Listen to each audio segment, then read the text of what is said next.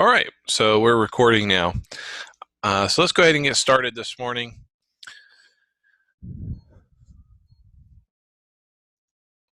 So it says tonight's agenda because I usually do this at night, but that's okay.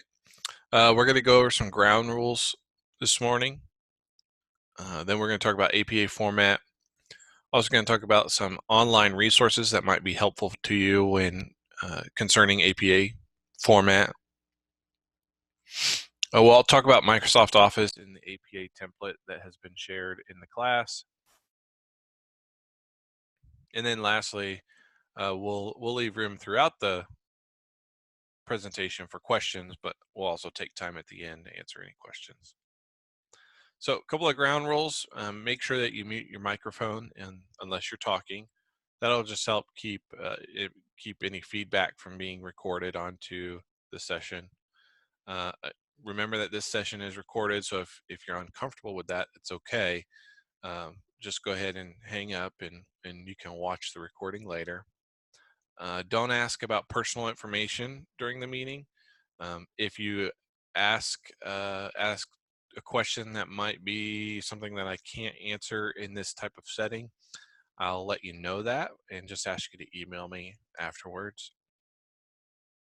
And then lastly, don't expect to have a webinar in every class. Some professors do it, some professors don't. It is not part of our contract with ORU to do this. It's just something that I've been doing for the last couple of years in this class that I felt that makes or helps students be more successful in the class in their future classes. So that's why I do it. But don't expect to do this in every class. This is not an expectation. So let's go ahead and get started with APA formatting. I am utilizing OWL, that's the Purdue Online Writing Lab. That's an awesome online resource that we'll take a look at later. If you don't have an APA manual, the actual printed book or a copy of the ebook, Purdue does a really good job of keeping their writing lab up to date, and it is a invaluable resource for students. But I'll show you that in here in just a little bit and give you the website address as well. But all the information that we're going to be talking about this morning came from their website. So what is APA style? APA style is the American Psychological Association citation style, and it's the most commonly used format for manuscripts in the social sciences. It's also becoming the most common used manuscript style in higher education. Used to be that most institutions utilized MLA format. Most high school students, that is what they are used to using, MLA format. And probably if you were to put them side by side, MLA is a little bit simpler than APA format. The reason that we use APA format instead of MLA is because as an online student, as an adult student, as a non-traditional student, the expectation that we have for you is that you are going to, yes, you are going to learn specific content. You're going to memorize specific content. You're going to learn it, apply it to different situations. But by the end of your program, we don't expect you to be an expert of the content or the subject matter of your bachelor's degree. That's not the expectation. The expectation is that what you have done is become a novice professional in your specific topic, and then on completion of your degree, you are going to continue to learn. So what is just as important as actually learning the content of your courses is actually learning how to do research and continue learning on your own so that you become a lifelong learner. What is good about APA format is that since much of what you'll be doing throughout your program is research based, gathering information from other materials, using the information that you've been given, and then synthesizing that, summarizing it, and presenting it in a final project of some type. APA is the most efficient means for presenting research-based information. Other than that, the reason that we use APA format is specifically just to show in your writing what an efficient way to show what are your ideas and what are someone else's ideas. You would not appreciate someone walking into your house and stealing your prized lazy boy chair and then walking out with it and saying that it belonged to them. In the same way, you would not appreciate someone taking your original idea and presenting it as their own in writings. So what APA format allows us to do is, in an efficient manner, present to the reader, this is my information, and this is information that I got from someplace else, and this is where I got it from. Additionally, what it allows us to do is, since you're telling us where you got your information and telling us your interpretation of the information, it allows people to come behind you and double check your work and say, okay, he is presenting this information here, and he's saying that this information means X. I'm going to do my own research into what he has presented and see if I come to the same conclusion. So they're going to retest all of your findings and see if they come up with the same thing. And if they don't, they'll publish their own, or if they do, then they may publish their own, just confirming what you have found.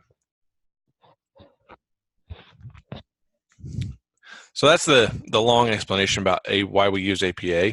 The short explanation is because it's the right thing to do. Again, you wouldn't like it if someone stole something from your home or stole money from your purse or something like that. In the same way, it is unethical and probably immoral to steal someone's intangible items, such as their ideas, their own thoughts and conclusions in their work. And so that's why we use APA format. Let's talk about some of the particulars of APA format. Let's begin with point of view and voice. Personal pronouns are okay where appropriate. You can see here they give us the example, we conducted an experiment, instead of the authors conducted an experiment. The reason that that's okay is because above all, APA wants us to be concise and efficient. It wants us to take up space on the page with information that is relevant. And so just looking at the example that we have here, we can see that we is much more efficient for the reader than the authors. And so for APA format, we prefer the we. In most of your academic writings, however, you want to avoid language that doesn't, how do I want to say this? You want to avoid saying I think, or I believe, or things like that. When you're talking about multiple people, it's okay. So as you complete your final project, you might discuss the circumstances surrounding some of the interviews that you've done, and you might say, during our interview, we decided to take a walk to complete the interview.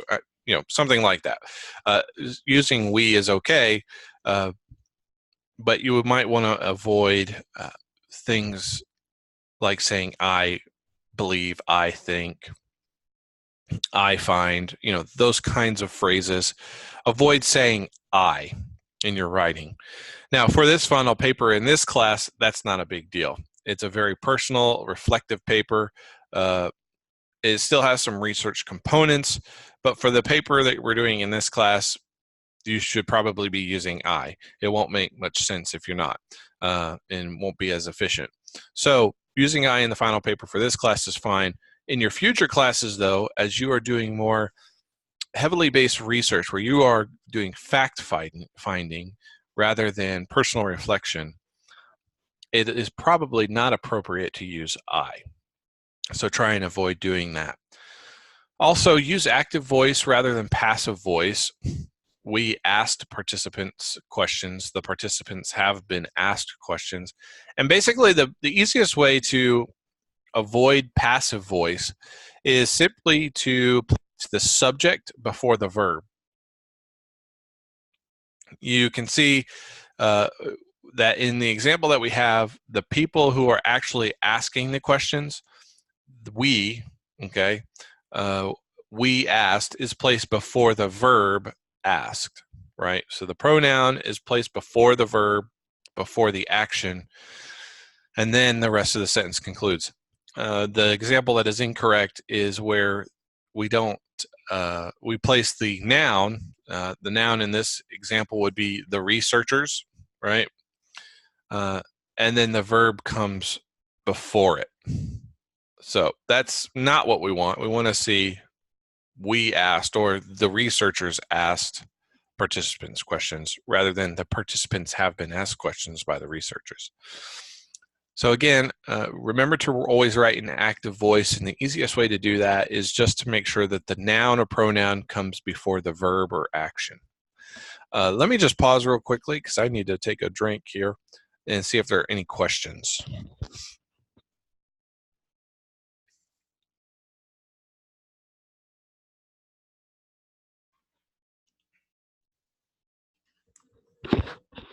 All right. So let's go ahead and move on. Language in an APA paper should be clear. All right, be specific in descriptions and explanations. What that means is, I guess it's pretty self-explanatory. Concise, condense information when you can, so don't be wordy. In plain, use simple descriptive adjectives and minimize figurative language. So don't use colloquialisms, don't use text speech, LOL, things like that. Don't use font formats to create emphasis. For example, don't use bold text or italicized text to create emphasis of an item. If you want to create emphasis about a subject or about something you're talking about, then you need to use your vocabulary to do that. Bold text, italicized text, even underlined text, these all have specific meanings and purposes in APA format. And if you are using it to create emphasis for the subject of which you're talking about, then you are using those formats improperly. So remember to be clear, concise, and plain in your writing.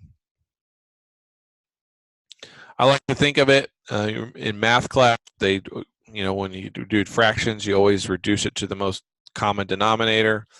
That's what we're doing in our writing. We're trying to reduce what we are saying to the simplest of terms. Now, that doesn't mean that we're not using advanced vocabulary. It doesn't mean that we don't use jargon when appropriate, but it does mean that we want to write a paper that is basically to the point. We don't want to spend a lot of time. We actually don't want to spend any time talking about anything that's not on point, on subject. And so we want to make sure that we're clear, being clear, concise, and plain in our writing, and the words that we are using helps us do that. Well, we also want to avoid complicated sentences. I'll give you an example. Sometimes when you read the translation of Paul in a Bible, it seems like Paul is the only person in the entire world who, in the English language, is allowed to get away with a run-on sentence. I don't know why that is, but I'm sure it has something to do with the way that it is translated. But if you sometimes, as you read the Bible, and especially in the New Testament and Paul, it seems like one sentence can go on and on and on and on and on. And so in APA format, we would not want to do that. The Bible can do whatever it wants because it's the Bible. But for us, as we write our papers, in APA format. We want to be clear, concise, and plain. We want to avoid run-on sentences, and we want to say things in the simplest way. But again, that doesn't mean not using advanced vocabulary. Let's talk about general APA format. So we're talking about how you should format your paper. Now, if you utilize the template that is in the course announcements, all of this stuff is done for you. But if you happen to want to try and do it on your own, or you lose that template, these are the things that you would need to do. So obviously the essay should be typed. Please don't try and turn in a handwritten assignment. Your essay needs to be double spaced, and what double space means is that there's an extra line between the lines, not an extra space after each word. In advanced uses of APA format, you may be asked to put a double space at the end of a sentence, but for our purposes, don't do that, okay? Just a single space, normal space after a period. Well, you should have 1-inch margins all the way around. So the body of your paper should be 1 inch from the edge of the paper on all sides if you were to print it out. And if you do print it out, it needs to be printed out on 8.5 by 11 standard size paper. Oh, I skipped one. Your font should always be 10 to 12 point Times New Roman. Standard font. For our class, it should always be 12-point font, no bigger, and it must be in Times New Roman font. That's pretty standard. You may get away with some other types of fonts like Calibri or Helvetica, things like that in other classes, but for at least for our class and for most of the classes that you take at ORU, you'll be expected to be typing in Times New Roman 12-point font at all times. And then, like I said, utilizing your bold font, underlined font, and italicized font where appropriate, according to APA format. Include a page header in the upper left-hand corner and the page number in the upper right corner. You're going to notice here in just a few minutes that the header changes from page to page, but they have given us an example here.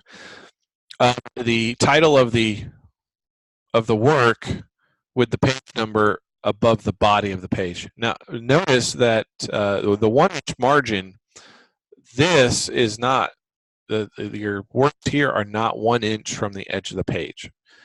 1 inch begins here with L and goes to the edge of the page. 1 inch from here to here. 1 inch from the side of the comma to the page, and if we could see the bottom, we'd see another 1-inch margin.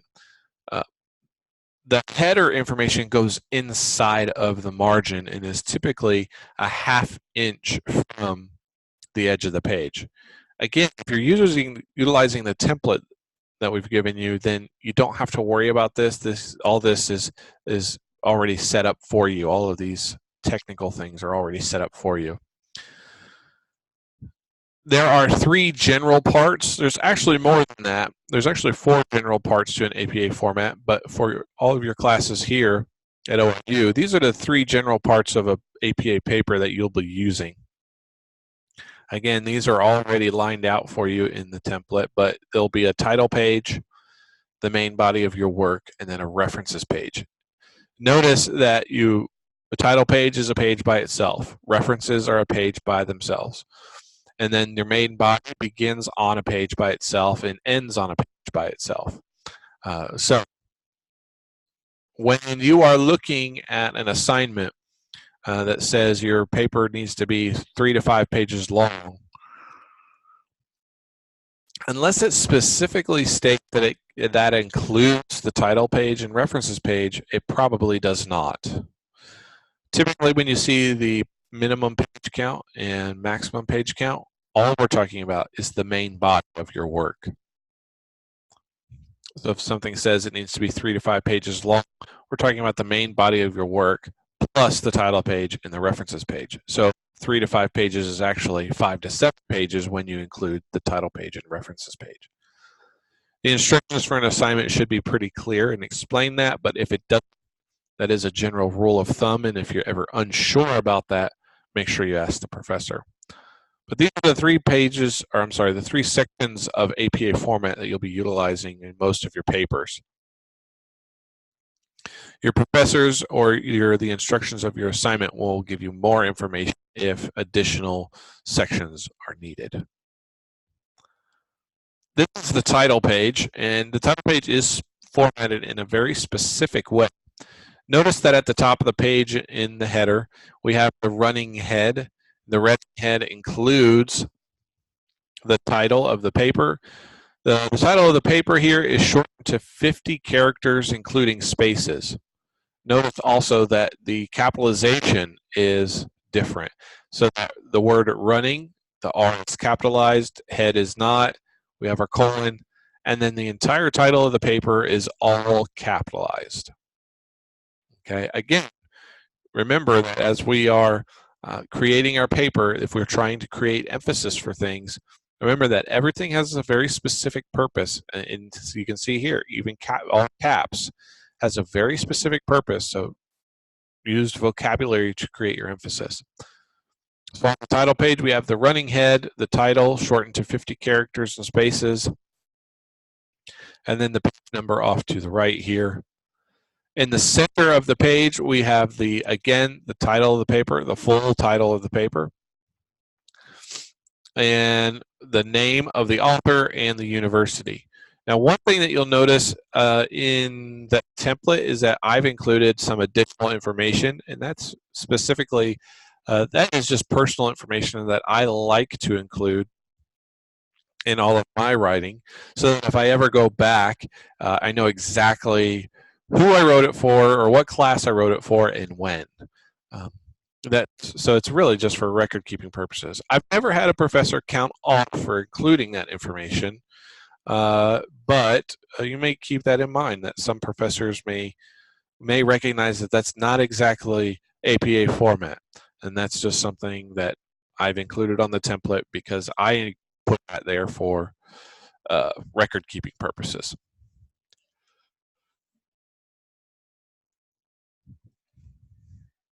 The main body of your paper or the text, this says that the number of the first page should be 3. It should be 2, because you have your title page, which is page 1, and then the main body of your work begins on page 2.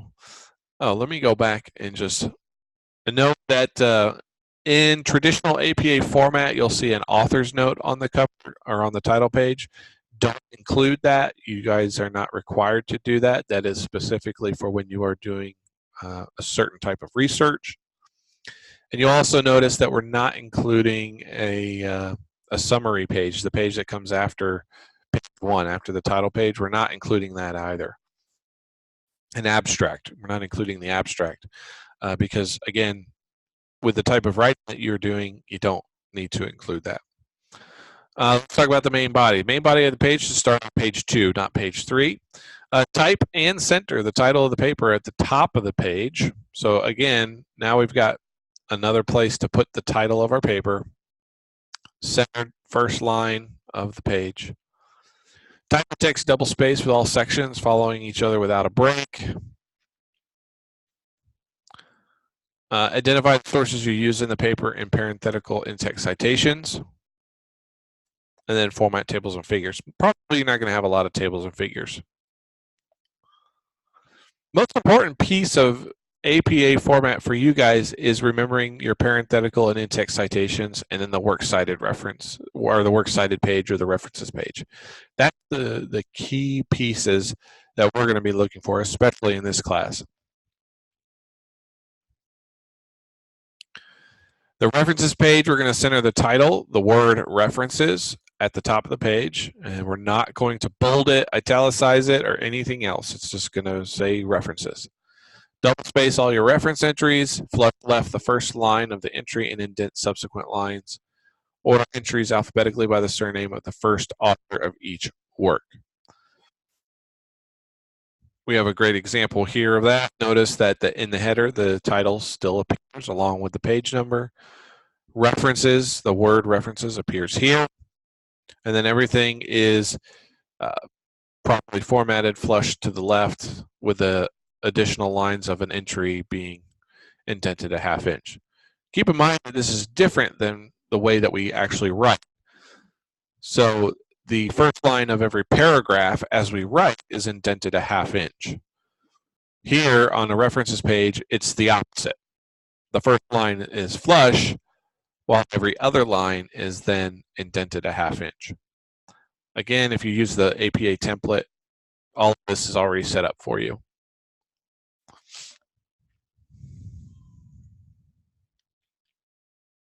Let's talk quickly about references and some of the basics. We're going to invert authors' names on the references page. So last name first, first name last, oftentimes abbreviating the first name. Capitalize only the first letter of the first word of a title and subtitle.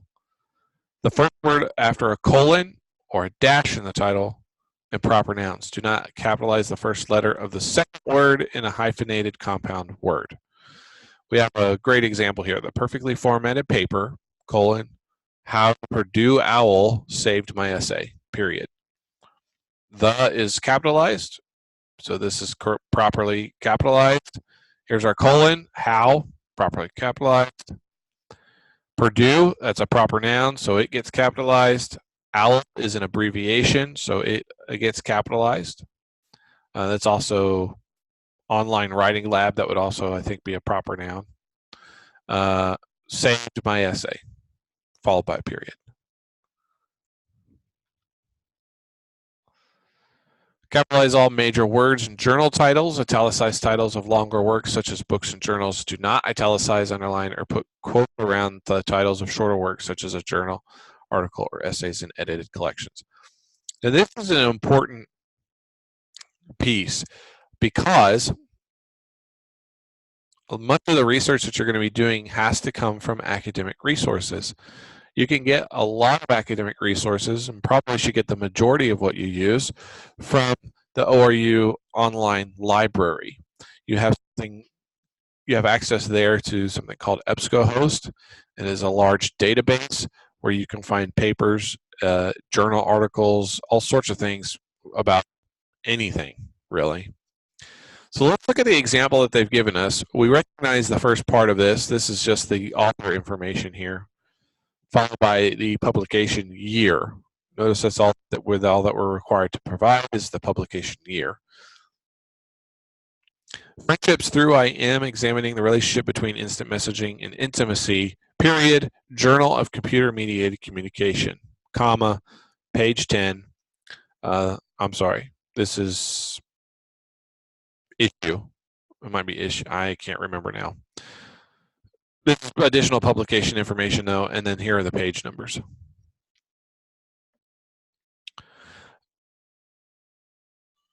The title here, whoops, come back. The title here, Friendships Through IM, examining, this is the title of the actual article that is being cited. Journal of Computer-Mediated Communication, this is the publication in which this article can be found.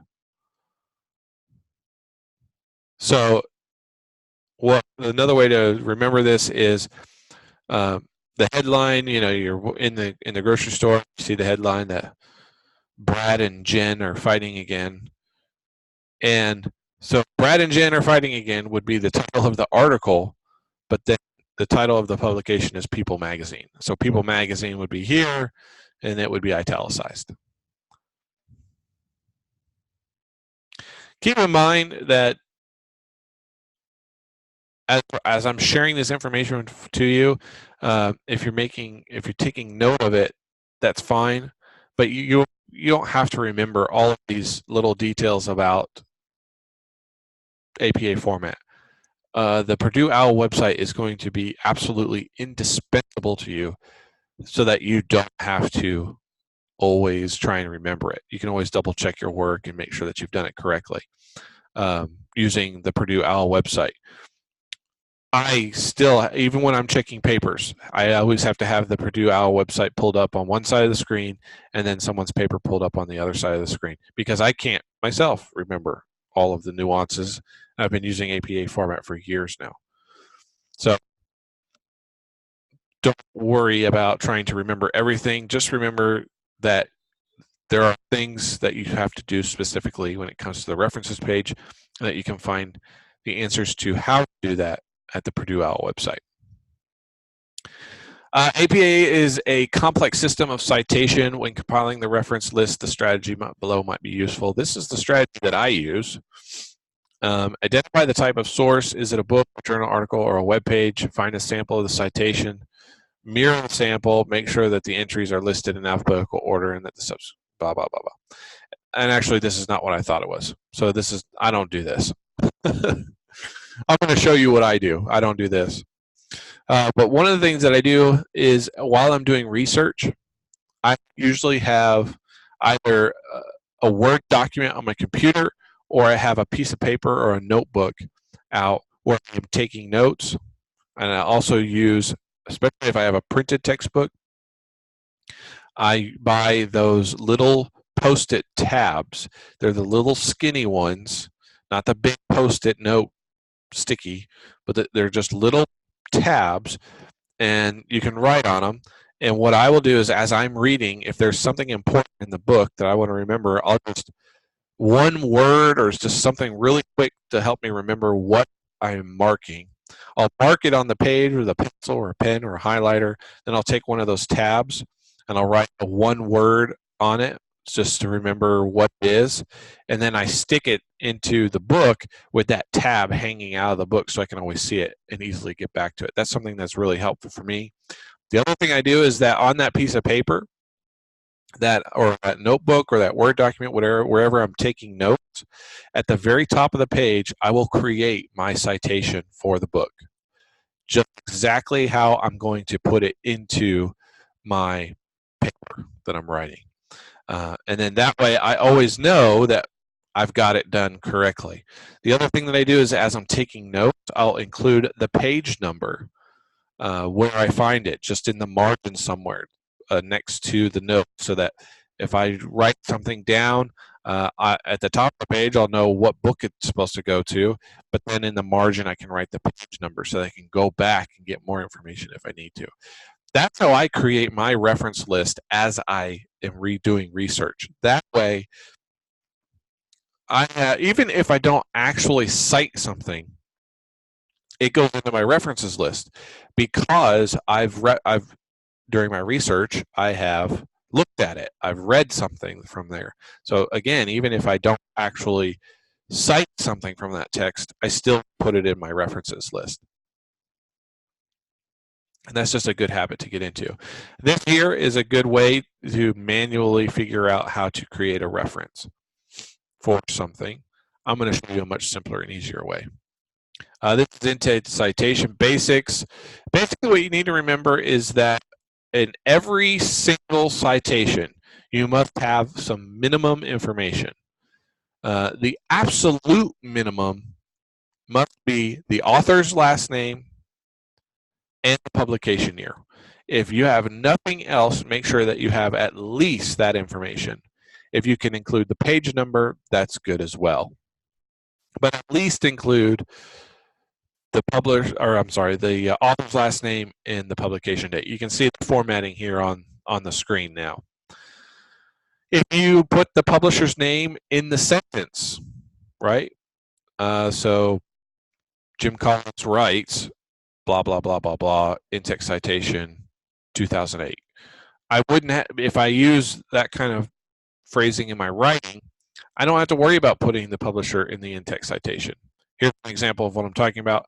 Here's the author's name, and the author's name is actually part of the sentence. And so the publication year is then put in after the author, okay? And then the page number is out here at the end. Now, one question I get quite frequently is, we live in a digital age, we're going to class and online. There are many digital and electronic resources that don't have page numbers. What do we do about that?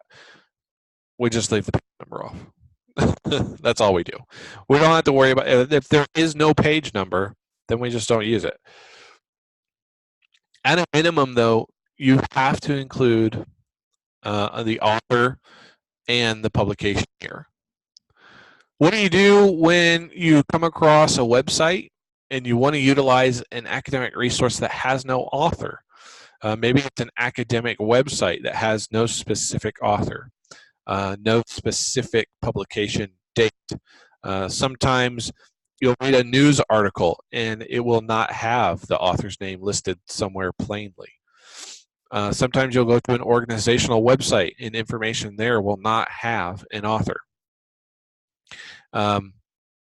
In those cases, always remember that there is absolutely always a publication year and there is always an author, even if it is not specifically stated. You just have to go and find it. In cases where you are trying to cite something from a website that has no specific author, you're going to cite the organization that published the information. You cite the organization. So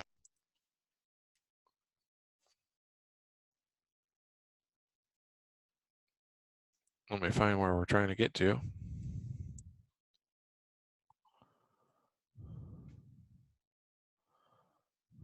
Here we go. So we're going to use, so in this example, we have Indiana Joins Federal Accountability System. That's the title of the publication in quotation marks, followed by the publication year. Okay. So there is always an author, always, always, always, even if it's an organization. Here's another example from the FDA. Food and Drug Administration confirmed, FDA's experts tested, the data collected by the Food and Drug Administration. So the Food and Drug Administration is the author. They're the organization that published the information, so they get credit for being the author, and then we've included the publication year. So again, remember that even when there is no when there's not a name, when there's no person's name listed, and there doesn't seem to be a publication year, that information is still there.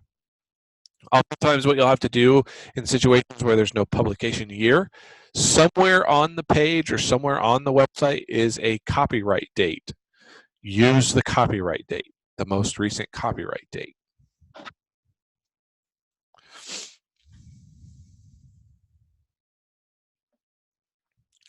Authors with the same last name, probably won't run into that much.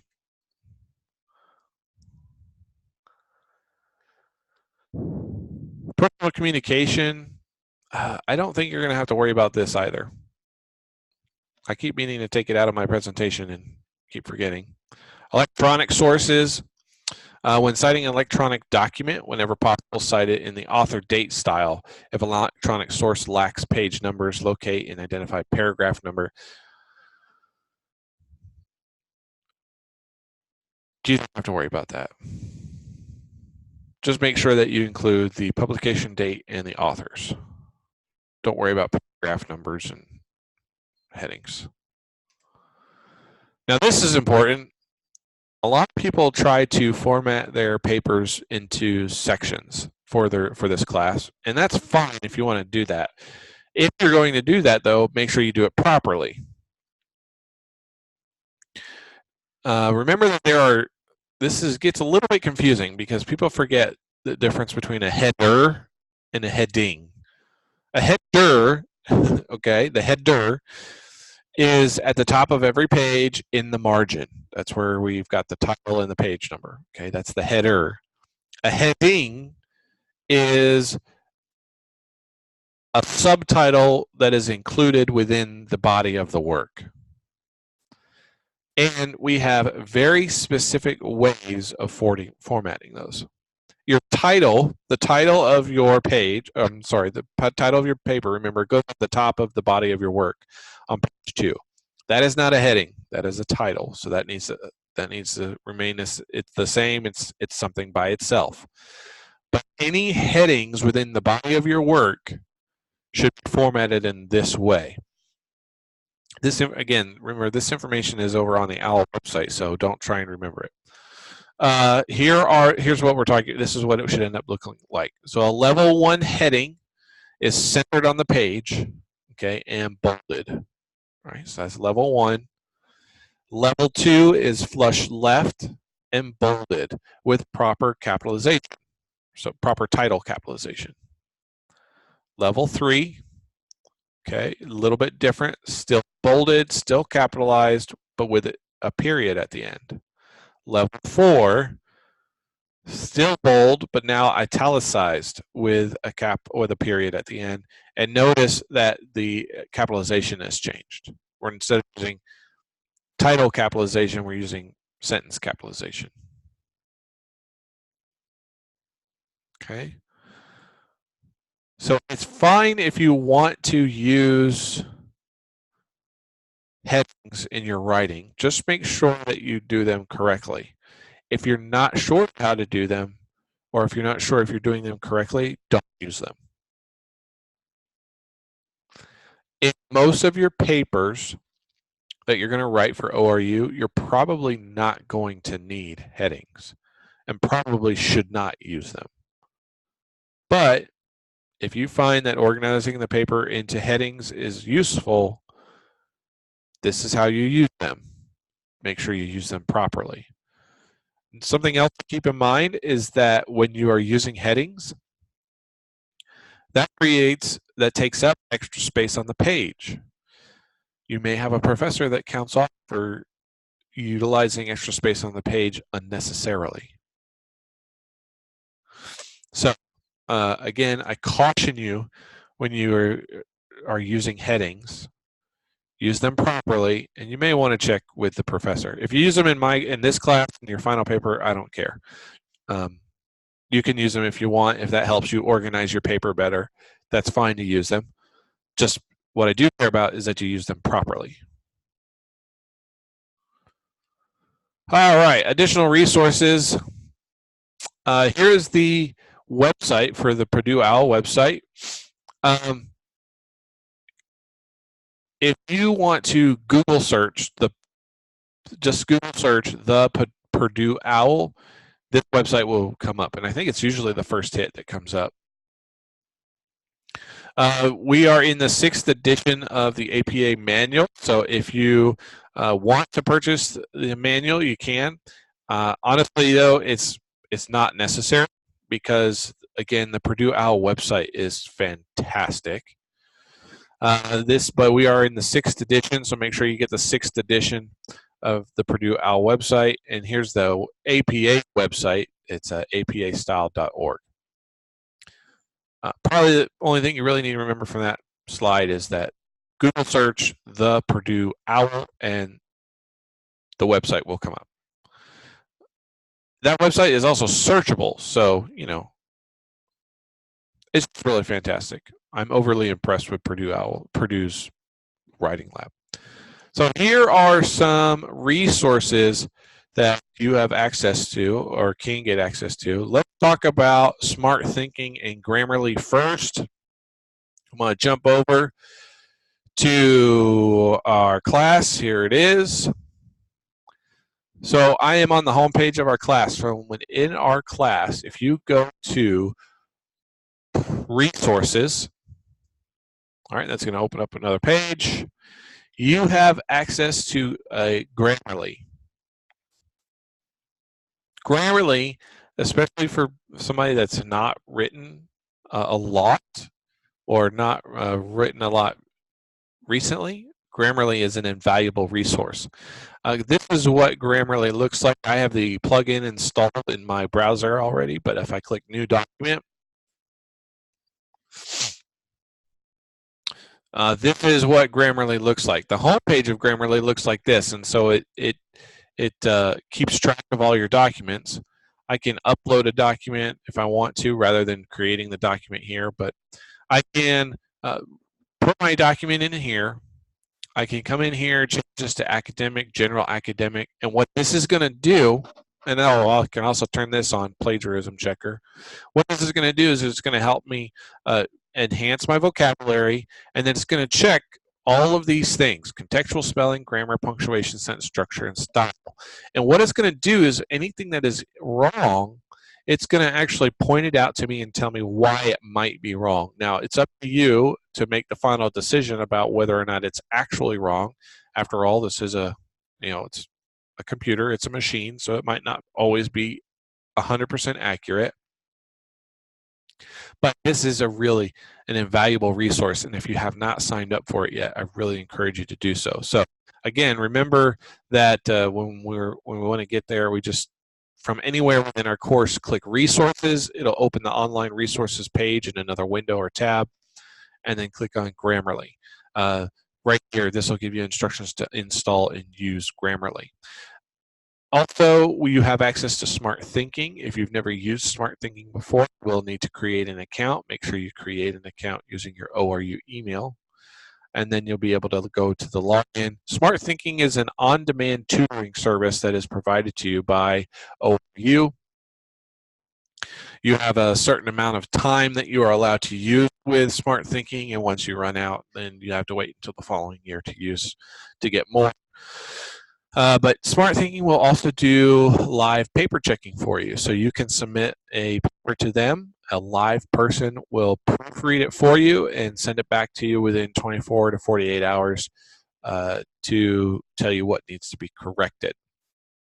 Now, they are mostly looking for grammar issues, spelling issues, things like that. They're not really going to check citation formatting and things like that. So those are two resources that are available to you. Let's talk about Citefast.com.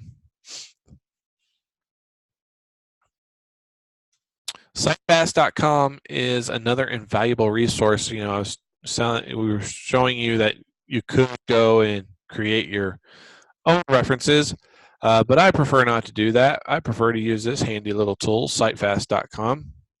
It's free to use. You can create an account and keep track of all your citations, which is really handy because then once you create it, you don't have to create it again.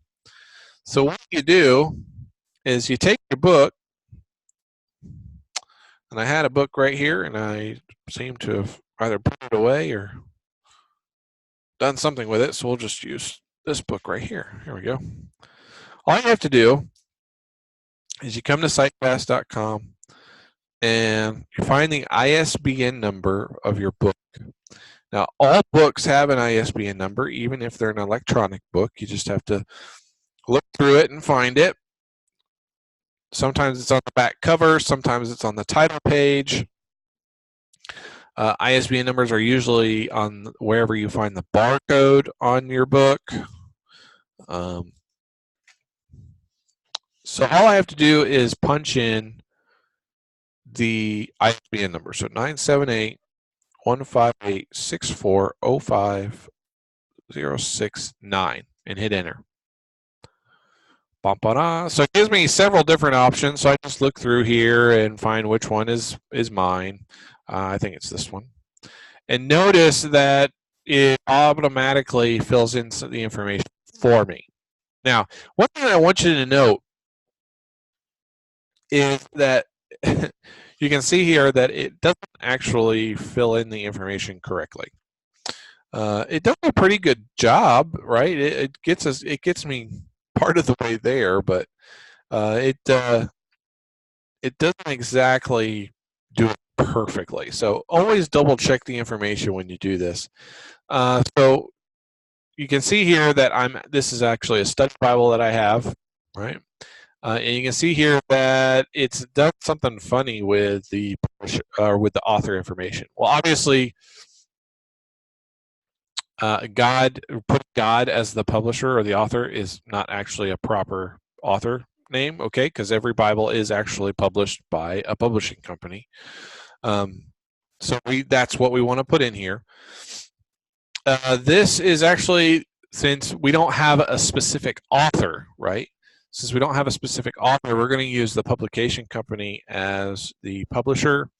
So for this one, it's Holman Bible Publishers. Okay, so I'm going to fix that there. You notice what I really like about this is that if you need to change something, it makes it really easy to do it. You'll see here that if your author is an organization, you just put it in the last name field. Okay, I can change my format if I need to. I can do the entire book, or I can do the chapter of a book. I'm just going to do the entire book. Publication year is already put in there.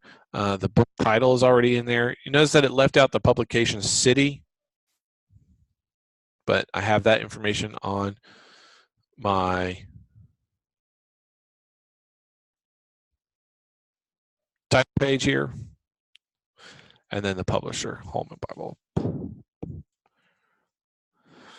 Sometimes there's an edition, sometimes there isn't. I'm not sure that this one has an edition. Doesn't look like it. A lot of your textbooks will have edition numbers, and then in that case, you would just put the number there. When you're all set, you just click Save Citation, and there it is. That's the correctly formatted APA citation.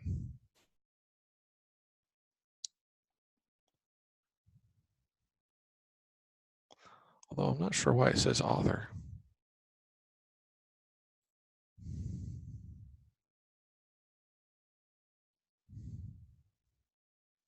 Actually, I can take that part off too.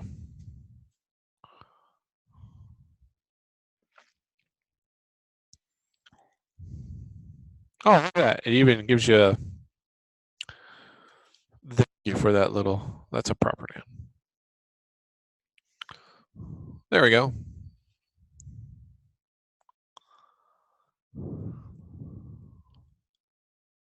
So again, that gives us a properly cited reference. This will also give us a properly formatted in-text citation. Click the in-text citations guide, and there's what that in-text citation should look like. Now this is actually a really bad example to show you probably, because in APA format, we're not actually required to put a reference for the Bible, okay? Because APA format doesn't require it, I don't want you doing it either. Some of your professors may feel differently, so you may have to get clarity from them on that. But in general, when you are citing the Bible, you are not going to include the Bible in your references list. You do need to include it in an in-text citation, okay? If you look back on some of my discussion posts, you'll notice that I have used some scripture and then properly cited it. But for example, let's say I wanted to quote this, right? And then what I'm going to do first is I'm going to put the version, okay, the version of the Bible that I'm using. So it could be NIV, it could be KJV. And I'm going to use the abbreviated. And then I'm going to put the reference, or I always call it the address of the verse.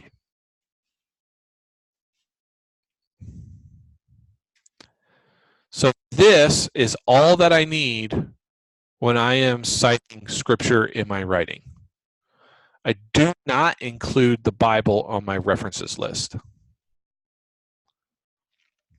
Okay. If this were something other than the Bible, then I would include all of this as a reference. I wish I had that book right here, but I don't.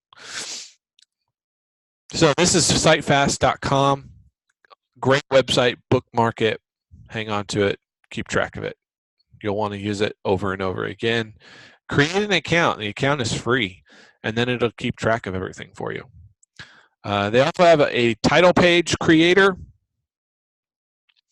That's new, actually. That's just been within the last, I don't know, year or so that they put this on here. But you can put your information in here, and it'll do everything for you. I mean, it's pretty cool. So that's citefast.com. I have this resource here, bibme.org. Oh, come back. bibme.org. It's a paid version. It didn't used to be a paid citation creator. It is not any better than citefast.com. And in fact, citefast.com and bibme.org use the exact same database to create citations.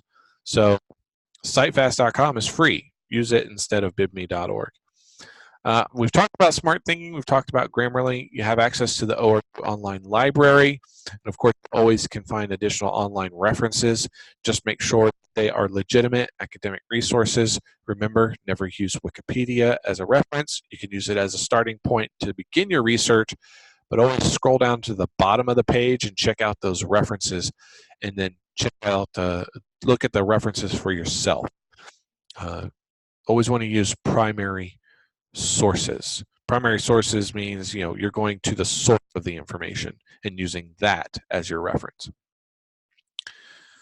Microsoft Office, download it. It's free. Here's the website. And actually, if you don't want to write all that down, you don't have to. If you go to, let me see, ORU, if you Google search ORU Microsoft Office. Aha. So the first, I think it's this one. No. Oh, yeah. It is. I'm sorry. It's the very first one.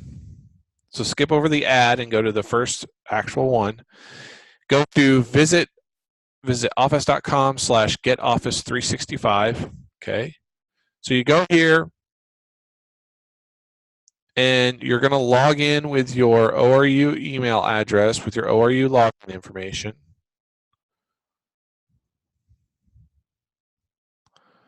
It'll redirect you to here. Now you're going to log in again with your information.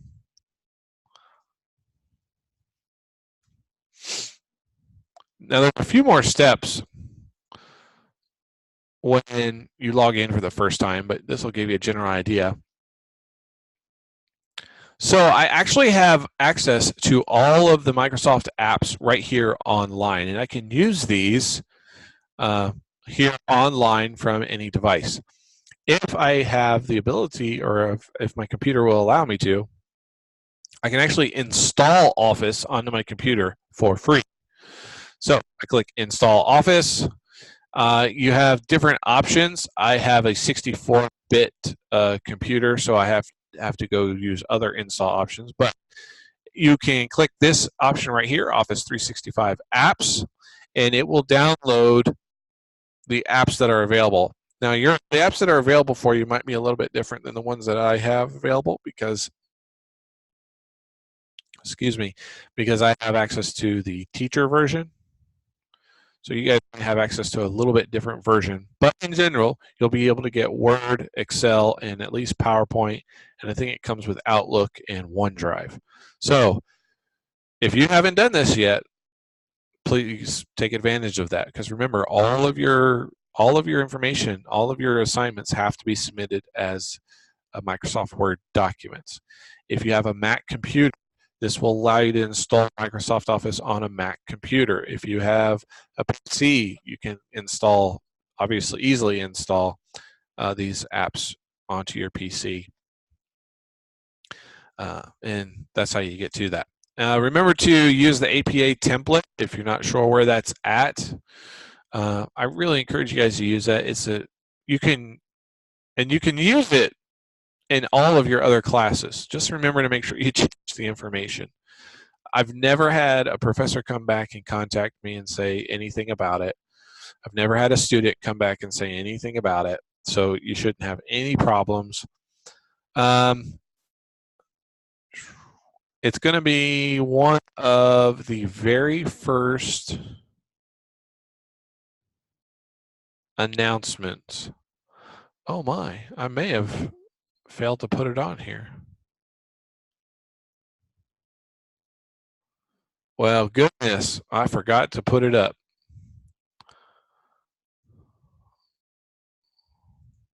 Okay, that's all right. I'm going to put up an announcement today with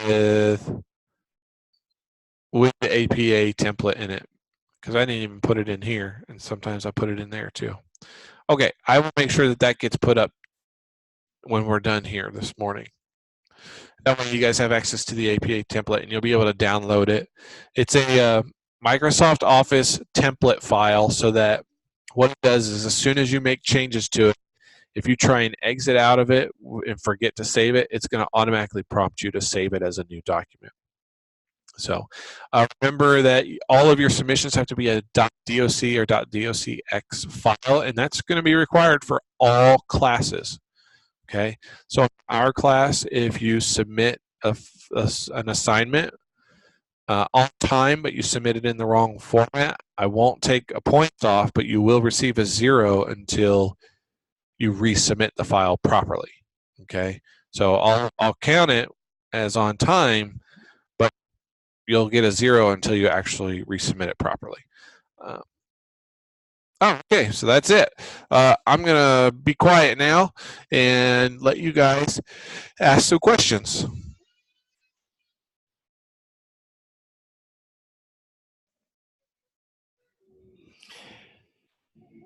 So that is that's a lot. Yeah, it is. I'm kind of like chewing over it right now, but It I is a think lot, and it's only the tip of the iceberg.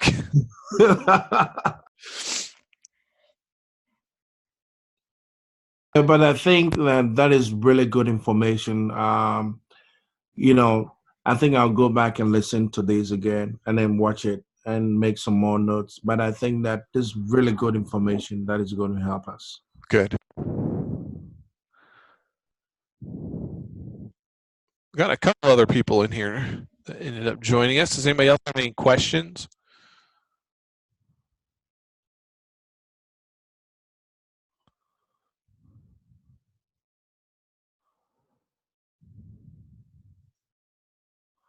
All right. Well, as it usually happens, sometimes we listen to information and we digest it a little bit, and we have questions afterwards. So remember, I'm recording today's session. It's going to take me about 24 hours to get it uploaded to the class, but I will have it uploaded to class, so if you ever want to watch it again, you can. I'll upload it to YouTube and provide a YouTube link. If you have any questions afterwards, you can welcome to email me those questions. I'll do my best to answer them by email. Other than that, I appreciate you guys spending some time with me this morning and taking some time out from your Saturday morning. I wish you guys the best of luck and have a wonderful weekend. Thank you so much, Prof. And talk to you soon. All right, sounds good. All right.